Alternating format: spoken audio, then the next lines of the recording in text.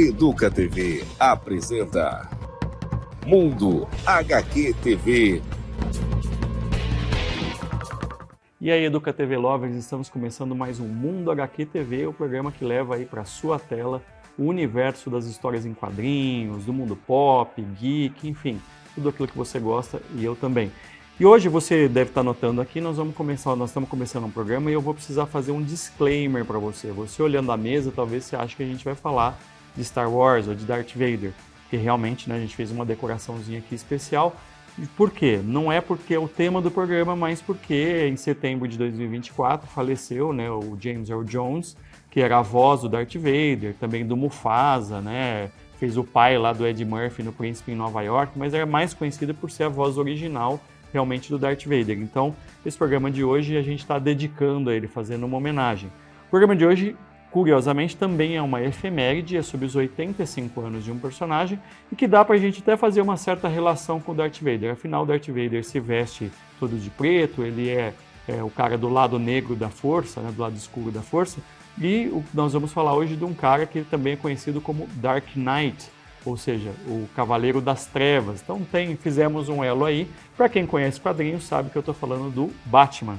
Batman está completando 85 anos em 2024 e nós vamos falar um pouco dele hoje. É claro que personagem tão longevo, né, são mais de 8 décadas de história, alguma coisa talvez fique de fora. Eu espero não te decepcionar, vou trazer algumas coisas bem bacanas dele, mas se faltar alguma coisa, você manda depois pra gente aí no WhatsApp ou manda no Instagram o que faltou que a gente responde para você, tá legal? Mas eu acho que vai ser bem bacana. Então como é que começa a história do Batman? Na verdade, vamos um ano antes do Batman nascer, em 1938, você já assistiu aqui no Mundo HQ TV, se não viu, tá lá no YouTube, dá uma olhada, o programa que a gente falou da criação do Superman. O Superman foi o primeiro super-herói criado em 1938 lá nos Estados Unidos, e como ele fez muito sucesso, o pessoal da National Periodical Publications viu que estava fazendo muito sucesso, estava vendendo muito, chegaram então à conclusão que eles também tinham que criar tinham que criar um herói fantasiado para concorrer e para vender.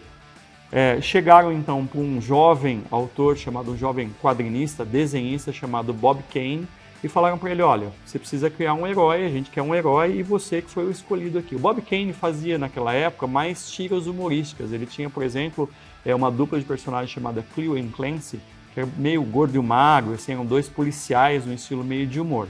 Mas ele topou o desafio. Diz a lenda que ele pegou um gibi do Superman, colocou um papel em cima e desenhou por cima para criar o personagem dele. Isso é o que diz a lenda.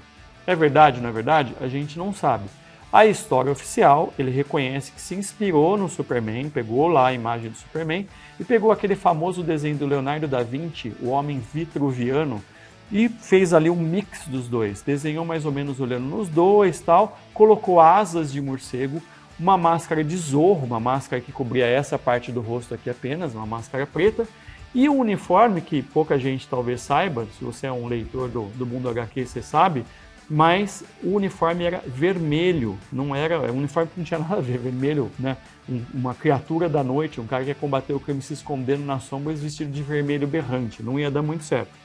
Ele levou esse primeiro esboço, essa primeira ideia para um roteirista que trabalhava lá também na mesma editora, né? Os dois faziam já alguns quadrinhos ali, principalmente o Bill Finger, esse cara ele fazia bastante roteiro para uma revista que essa editora tinha chamada Detective Comics, DC, né? Foi onde originou o novo nome, depois a nova editora DC Comics, que é o nome que permanece até hoje. O Bill Finger fez algumas sugestões, ele falou, olha, se a gente fazer a máscara, vamos fazer a máscara subir um pouco mais, colocar a orelha de morcego. Essa ideia das asas de morcego podia ser uma asa não, né? Vou fazer uma capa, porque como é que ele tem as asas? Como é que você vai explicar? O conceito de mutante na época ainda não tinha sido lançado nos quadrinhos, né?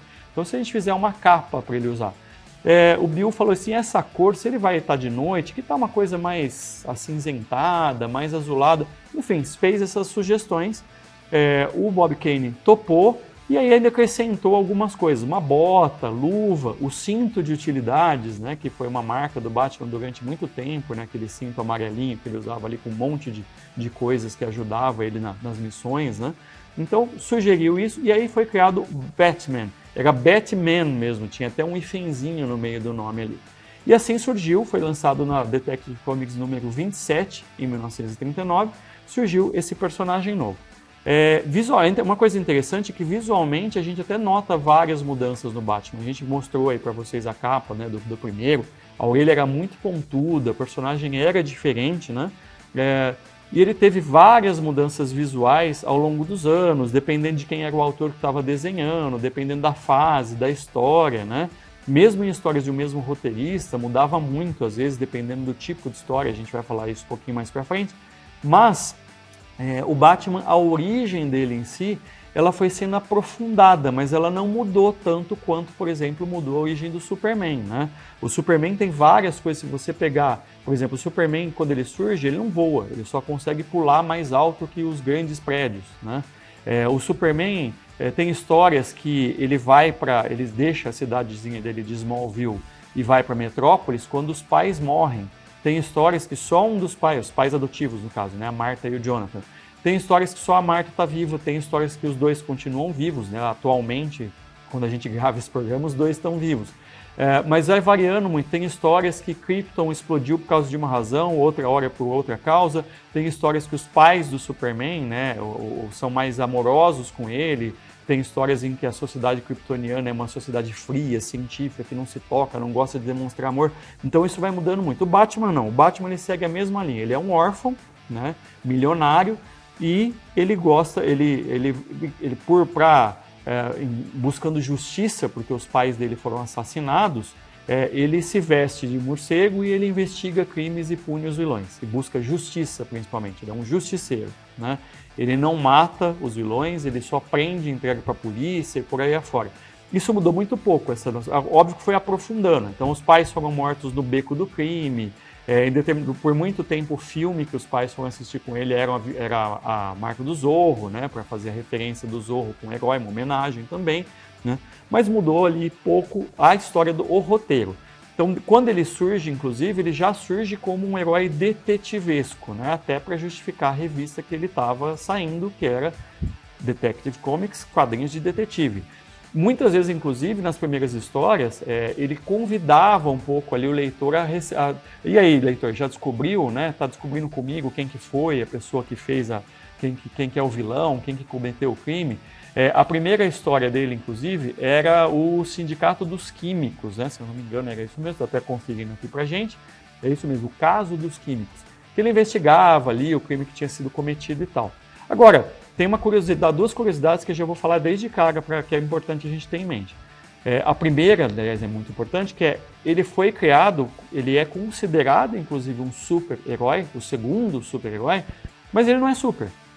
O Batman é um homem normal, entre aspas, né? Ele é um ser humano, ele se machuca. Tem uma história que a gente vai mostrar para vocês, por exemplo, que foi feito pelo Alex Ross, quando ele tira a blusa, ele está todo machucado, porque diferentemente de outros heróis que são invencíveis, têm pele de aço, se recuperam rápido, tem fator de cura, o Batman é um homem.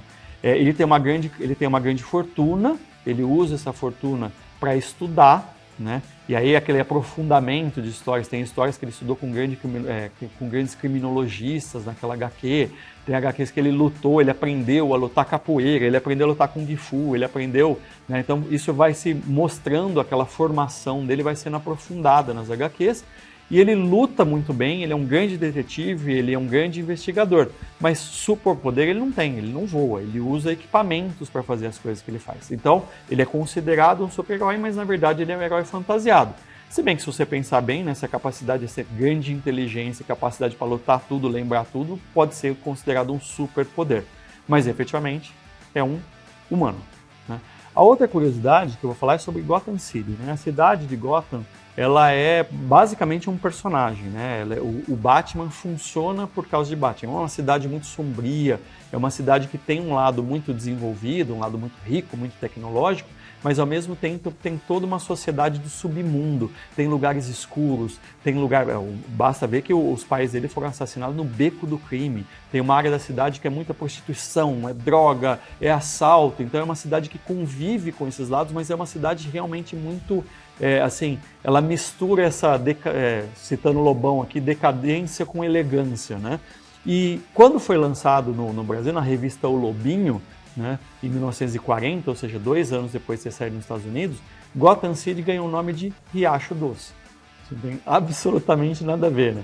Aliás, vale lembrar, né? Não só Riacho Doce, como não era Batman. O Batman é chamado aqui no Brasil, quando surgiu, de Morcego Negro, e não era Bruce Wayne, que é o nome, né, do alter ego dele. Aqui no Brasil, inicialmente, era Bruno Miller, o nome do personagem. Então, vamos lá. Voltando, então, para a história do Batman. O Batman resolveu esses crimes de detetive, etc., mas aos poucos foi surgindo uma grande característica do personagem, que são os vilões. O Batman tem vilões muito peculiares, tem personalidades fortes, vilões às vezes muito coloridos, muito específicos. E o primeiro vilão que vale a pena mencionar, fixo, surgiu em 1940, que foi justamente talvez o maior deles, o palhaço do crime, o Coringa, The Joker. O Coringa foi criado por um sujeito chamado Jerry Robinson, era um roteirista lá que trabalhava com os dois, né, com o Bill Finger e com o Bob Kane. Eu tive o prazer de entrevistar o Jerry Robinson, então o Jerry Robinson, inclusive, ele foi presidente do sindicato dos quadrinistas, ele que lutou para os autores do Superman receberem direitos, valores que eles não recebiam, né? O Superman virou um case fantástico, deu muito dinheiro, mas os autores não ganhavam muito.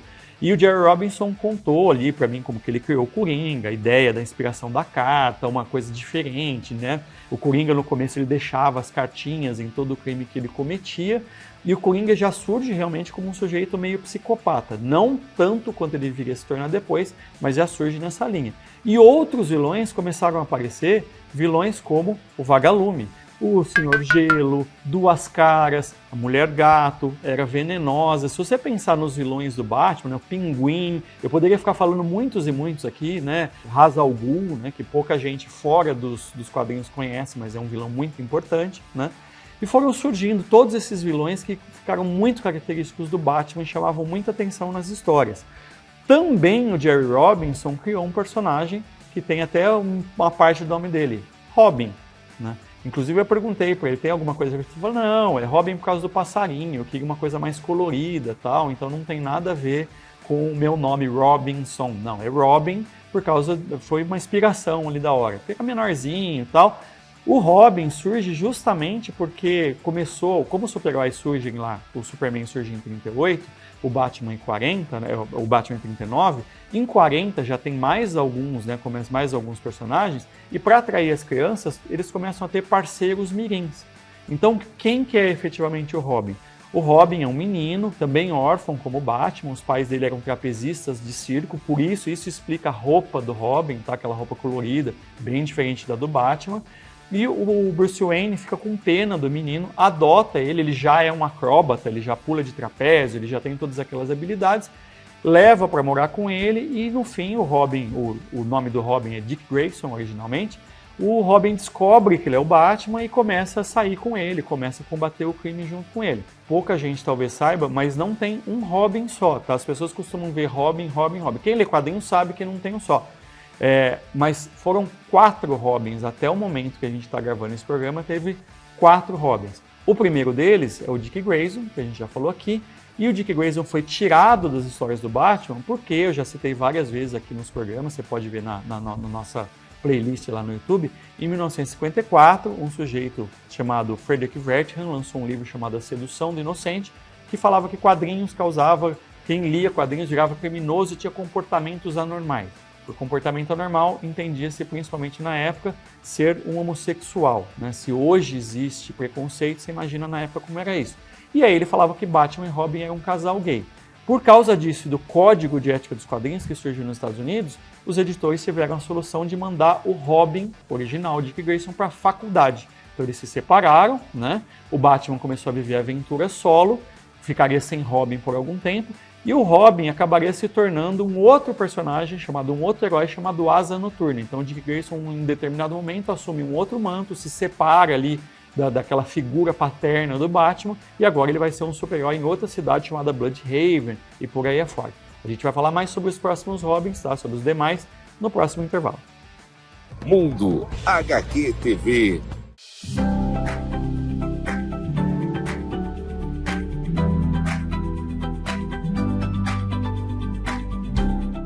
Comece o dia bem informado. Acompanhe as notícias de Campinas no Jornal da Educa TV. Toda quarta às 6 da manhã.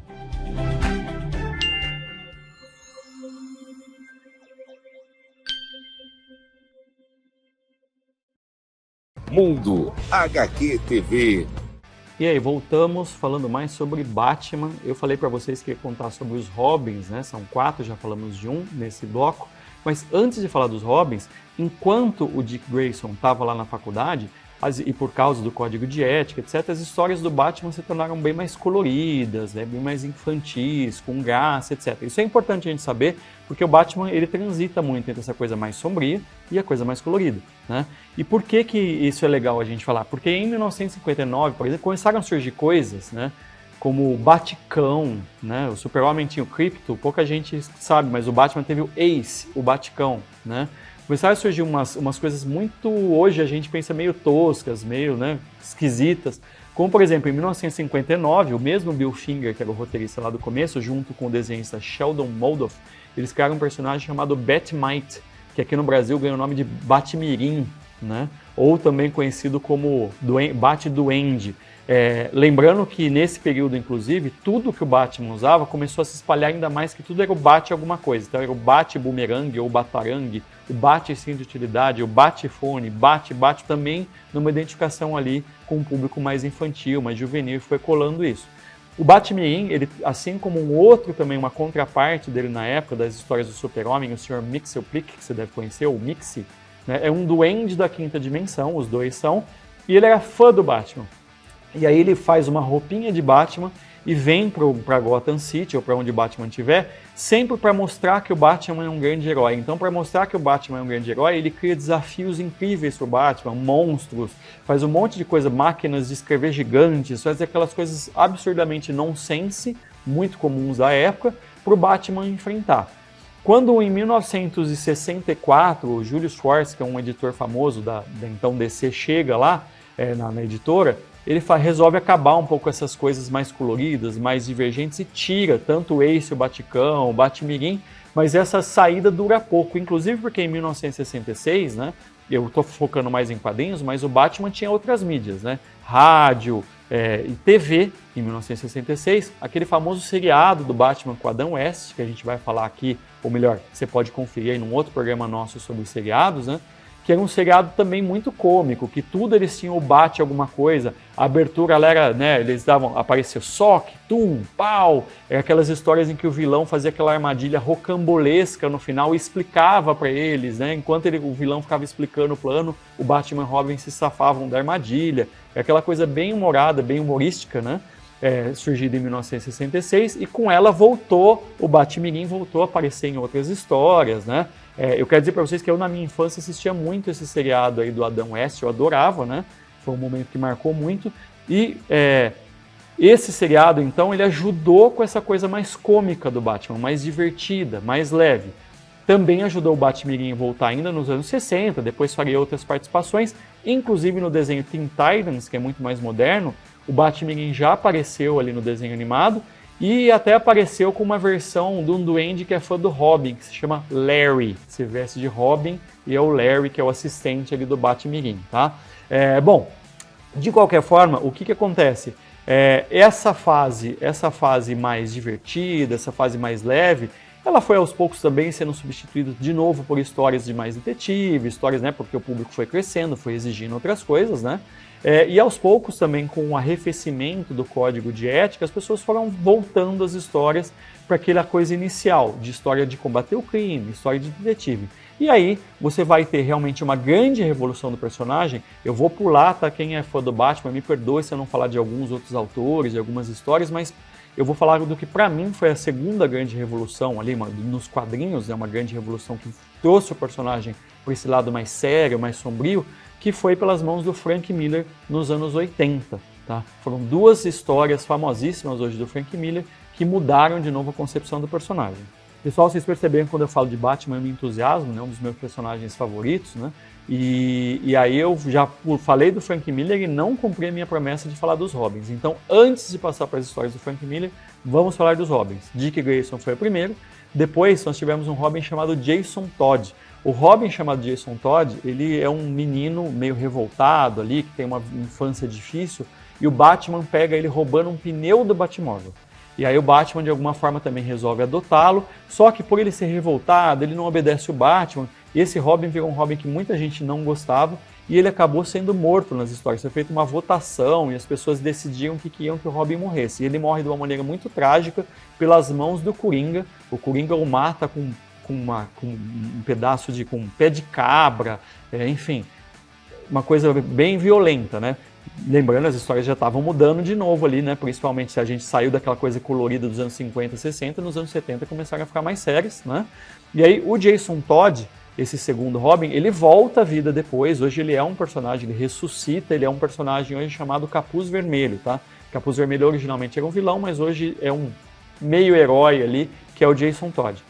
Quando o Jason Todd morre, o Batman fica traumatizado, fica um bom tempo sem pegar um assistente, né? Fica um Batman também mais sombrio. E aí vai aparecer o Tim Drake.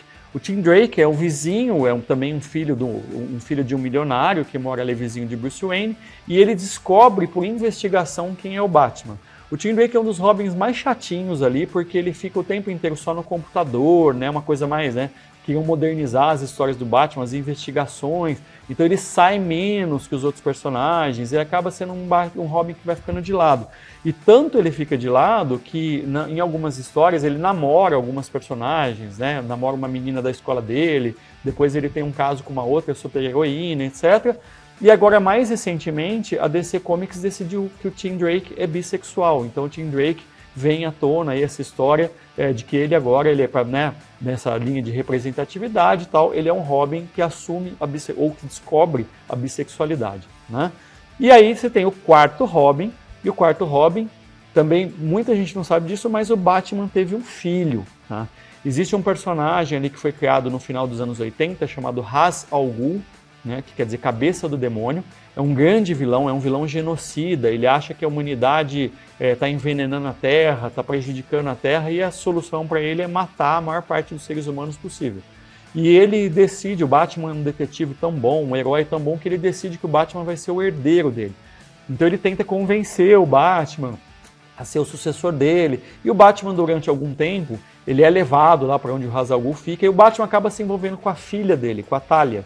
E numa história lançada, se eu não me engano, em 1987, tá? Que chama Filho do Demônio, a Talia engravida e no final da história é um bebezinho ali que é abandonado, que é o filho do Batman, que é o Damian Wayne, que vai ser criado pela Liga dos Assassinos, e mais recentemente, lá final dos anos 90 início dos anos 2000, o Damian volta para ficar, é tudo um plano na verdade do Ra's al Ghul, mas acaba dando certo, o Damian volta para ficar com o pai, o que é muito legal, porque o Batman é tudo certo, nunca matou ninguém, e o filho dele foi criado por uma liga de assassinos, então o garoto está sempre tentando matar o vilão, ele acha que o vilão tem que morrer. E o Batman está ali segurando e tentando ensinar ética pro garoto, etc. Tá? Então o Damian Wayne, filho do Batman e da Talia, que é o quarto Robin, e atualmente é o Robin atual, enquanto nós gravamos esse programa, nunca se sabe se vai ser ou não. E o Damian, inclusive, tem uma linha de histórias em quadrinhos também para crianças, que é os filhos do Batman e do Super-Homem. Essas histórias já são mais infantis, são mais leves, né? São histórias bem mais... Os dois estão na escola, obviamente aí o Damian não tem esses instintos assassinos, e eles convivem juntos ali, é uma história também que brinca ali, é mais realmente para o público infantil. Então olha só, voltando então ainda nos anos 80, eu tinha falado sobre as histórias do Frank Miller que marcaram uma virada, né, na carreira, na história, efetivamente, na cronologia mesmo do Batman, né? Então o Batman já tinha saído daquela coisa mais colorida, mais alegre, já estava ficando uma coisa mais realmente detetivesca, mais aventura, um pouco mais violento. Mas aí o Frank Miller, ele lança dois quadrinhos mais ou menos na mesma época. O Frank Miller é o roteirista, tá? Os desenhistas aí são diferentes. Um deles é o Batman Ano 1. Essa história ela é sensacional. Eu me lembro, eu estava na minha adolescência ali, e o meu pai adorava recortar matérias do Estado de São Paulo, do jornal, e trazer para mim. Ele trouxe uma matéria que falava de um personagem que estavam recriando dos anos 40, chamado O Sombra. E estava saindo uns gibizinhos, formatinhos do Batman. Eu fui comprar para ler O Sombra. Eu não gostei tanto assim do Sombra, mas tinha uma história do Batman ali que eu li sem compromisso, nem sabia o que estava acontecendo, e essa história era Batman Ano 1. O que é o Batman Ano 1? O Frank Miller recria o primeiro ano do Bruce Wayne como Batman. Então o Bruce Wayne volta depois de muitos treinamentos, depois de estudar, etc. Ele volta para Gotham para combater o crime. Ao mesmo tempo está chegando o comissário Gordon, transferindo de Chicago. O comissário Gordon era um tira que foi acusado de corrupção. E ele é transferido para lá porque a polícia de Gotham é corrupta, acham que ele é corrupto, então querem que ele reforce o time dos corruptos, mas ele não é. E aí, inclusive, o jeito dele de narrar a história é muito bacana, porque, por exemplo, a primeira cena já é o Batman chegando de avião, como Bruce Wayne, e pensando, aí você tem, esse já é um estilo narrativo que ele usa, os recordatórios do Batman é numa cor, o recordatório do comissário Gordon é de outra, para você saber quem está pensando. Então o Batman, por exemplo, chega de avião pensando que ele devia ter vindo de trem, porque ele está muito distante da cidade, ele quer sentir a cidade, ele quer saber o que está acontecendo. E o comissário Gordon está chegando de trem, justamente porque ele não tem dinheiro para voar de avião, e pensando que ele gastou todo o dinheiro para mandar a esposa dele de avião. Mas que bom, porque ele não quer a esposa dele ali naquele lugar cheio de criminoso, aquele trem que é perigoso e tal. Então é uma história muito bacana, ele mostra as dificuldades do Batman, porque o Batman nesse início é perseguido pela polícia, é perseguido pela SWAT, porque ele é um vigilante no meio de uma cidade violenta com uma polícia corrupta. Então essa história é sensacional, porque o Batman, né, você entra dentro da cabeça do Batman e da cabeça do Gordon. O tempo inteiro você vê o que os personagens estão pensando. E é muito legal você ver como o Batman vai sair ali de ser um cara criminoso até, perseguido pela polícia, para se tornar o vigilante, o herói de Gotham City. Ao mesmo tempo, ele lança uma outra história, que é o Cavaleiro das Trevas, que se passa num futuro. Lembra que eu falei que o Jason Todd morreu? O Batman, depois que o Jason Todd morreu nesse futuro, ele abandona ali a carreira de Homem-Morcego e tal, e aí a cidade vai ficando cada vez pior, até que um Batman velho resolve voltar a vestir, um Bruce Wayne velho resolve voltar a vestir o capuz do Homem-Morcego, e aí ele vai lutar contra o crime. Só que aí ele é um cara cético, ele é um cara que ele já não é mais o mesmo, ele é um cara que ele sobe um prédio, ele tem dor nas costas, e ao mesmo tempo é um Batman muito mais inteligente. Essa história tem uma cena clássica, por exemplo, em que o governo manda o Superman para deter esse Batman novo, porque ele está agitando muito. E aí o Batman dá um soco na cara do Superman, derrota o Superman usando Kryptonita. É sensacional, é uma história maravilhosa que teve continuações depois também, mas a primeira, a original, foi a melhor. Nos anos 90 tem outra história que a gente precisa citar, que é a Queda do Morcego, tá? Que muita gente gosta. Eu tenho minhas restrições em relação a ela. Basicamente, assim, é um herói que surge do nada, que é o Bane, que é aquele herói bombado, que ele aparece depois também nos filmes do Nolan. A gente vai falar sobre os filmes, a gente fala, né, sobre os filmes num especial que a gente fez aqui só sobre cinema, tá? Dá uma olhada lá.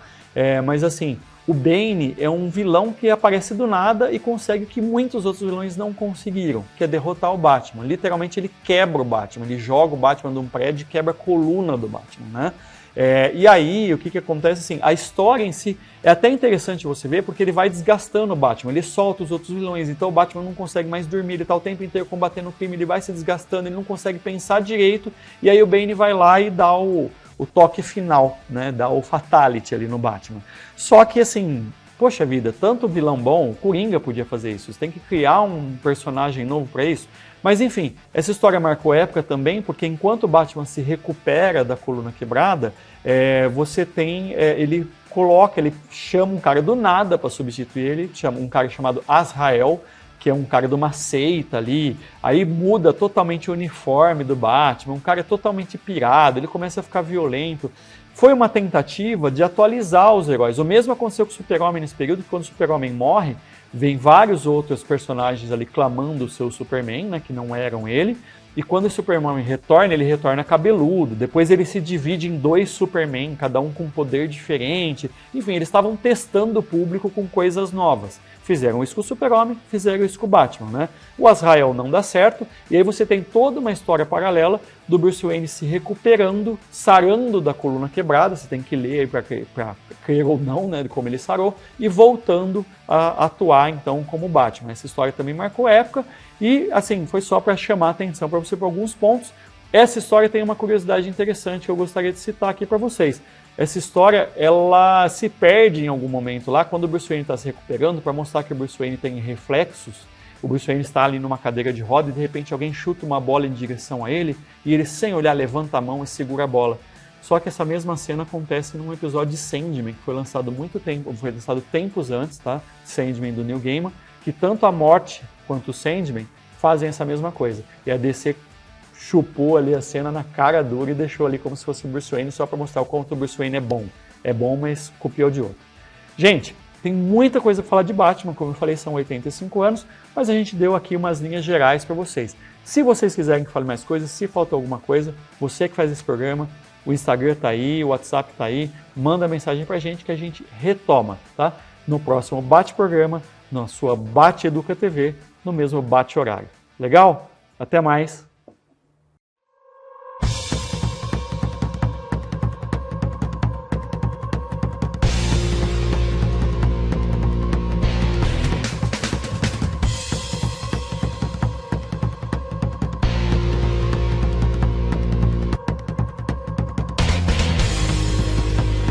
Educa TV apresenta Mundo HQ TV. Prefeitura de Campinas, Secretaria de Educação, Produtora Rio Brasil Digital. Educa TV Campinas, um mundo de conhecimento para você.